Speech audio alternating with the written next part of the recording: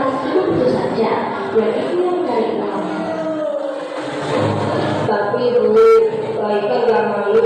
Haikal bangga punya ibu yang selalu berjuang. Kalau Haikal berada di sekolah, kita bisa dapat uang lebih banyak.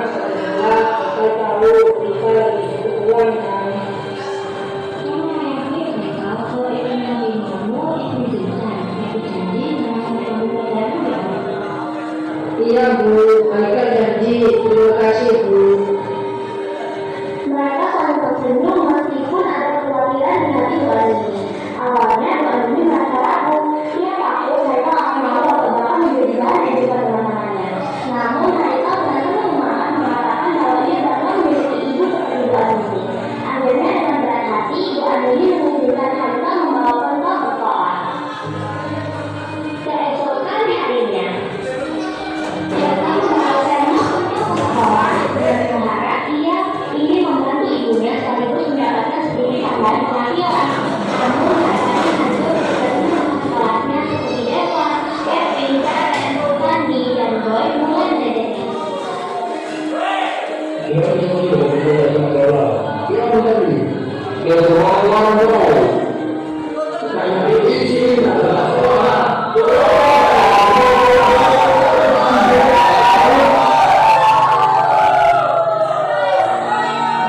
Haikal hanya terdiam, menggenggam erat dan mengenalnya. Matanya mulai berkaca-kaca, tapi ia menahan diri untuk tidak menangis. Ya Allah, kuatkan diri, jangan biarkan mereka membantu karena semua ini hidupku. Ejekan itu berlanjut dengan sentilan lain yang lebih tajam, hingga membuat Haikal terdiam. Dalam hatinya, ia merasa sangat sakit hati. Namun, ia memilih untuk tidak membalas dan hanya berdoa agar suatu hari dirinya bisa membuktikan bahwa hidupnya tidak akan selalu seperti ini. Melihat Haikal yang bersedih, beberapa teman perempuannya seperti Kirana, Naila, Alea, dan Natasha mendekatinya. Mereka membawa minum dan berhubungan erat.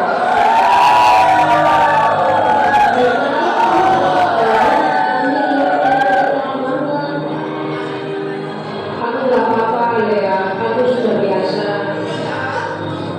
Tapi tidak seharusnya kamu diam saja. Kalau mereka terus begini, kamu harus aktif dulu.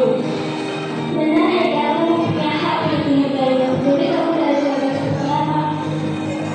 Kita semua tahu mama adalah seorang yang satu orang yang biasa mereka tinggal di ya. Apa saja mereka dapat nanti. Sudah itu kami bisa sendiri kalau kami itu senang. Bahkan kami seperti setiap satu hari semua mereka membuat hasil. Haikal tersenyum penuh haru merasa didukung oleh teman-temannya. Dukungan dari teman-temannya memberikan kekuatan baru bagi Haikal. Ia merasa tidak sendirian dalam perjuangannya. Malam itu Haikal duduk di dekat jendela kamarnya, memandang bintang-bintang. Di dalam hatinya ia berbicara pada dirinya.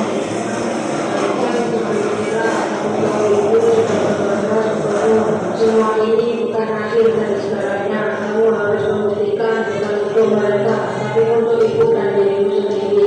Pendidikan dan pelajaran keluar. Kalau aku terus belajar dan bekerja keras, aku pasti bisa mengubah hidupku dan membahagiakan ibu. 10 tahun berlalu, Haikal diundang ke reuni sekolah. Kini ia adalah seorang pengusaha sukses yang memiliki beberapa cabang restoran bakso.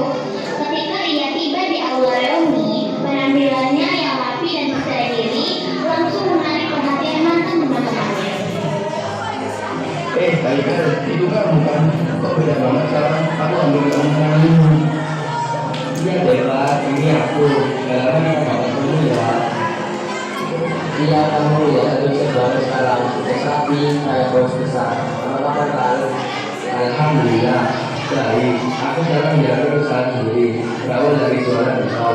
Sekarang aku punya beberapa cabang usaha bakso. Wah serius.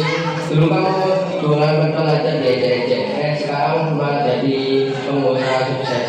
Aku gak nyangka kali. Aku mau minta maaf yang dulu. Aku tahu sering banget masa dan meja kamu. Aku nggak tahu kalau itu bikin kamu sakit hati. Maaf ya kali. Dewa, Dare, gak apa-apa kok. Aku sudah memaafkan kalian itu sejak lama. Justru karena pengalaman itu, kamu jadi lebih kuat dan termotivasi untuk membuktikan bahwa keadaan bukan penentuan masa depan. Tapi aku benar-benar merasa bersalah, guys. Kamu sukses sekarang, sementara aku ngawur begini saja. Aku gak punya apa-apa buat dibanggakan. Sukses itu bukan cuma soal uang atau pekerjaan, Ben. Semua orang punya jalannya sendiri. Yang penting adalah kita harus berusaha jadi versi terbaik dari diri kita. Kalau kamu merasa belum sampai, teruslah berjuang. Aku yakin kok kamu pasti bisa.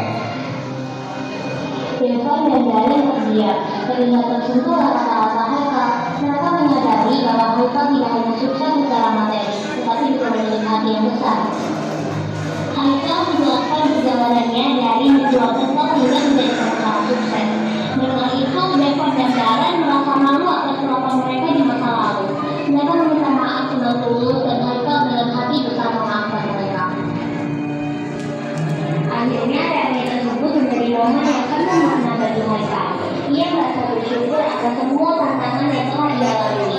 Kini ia berdiri sebagai bukti bahwa dengan kerja keras, doa, dan dukungan dari orang-orang tercinta, hidup dapat berubah menjadi lebih baik.